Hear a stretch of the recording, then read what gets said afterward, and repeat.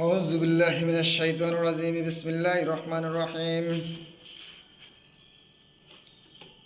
الحمد لله رب العالمين الرحمن الرحيم مالك يوم الدين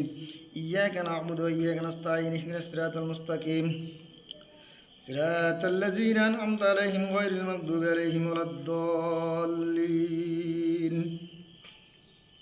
ألف لام ميم ذلك الكتاب لا ريب فيه هدى للمتقين الذين يؤمنون بالغيب ويقيمون الصلاة ومما رزقناهم ينفقون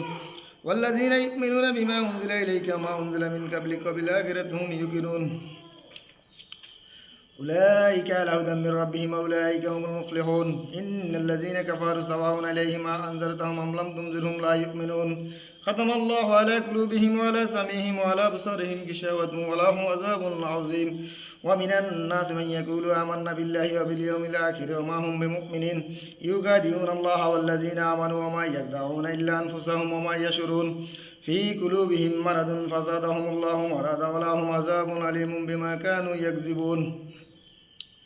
وإذا قيل لهم لا تفسدوا في الأرض قالوا إنما نحن مصلحون ألا إنهم هم المفسدون ولكن لا يشعرون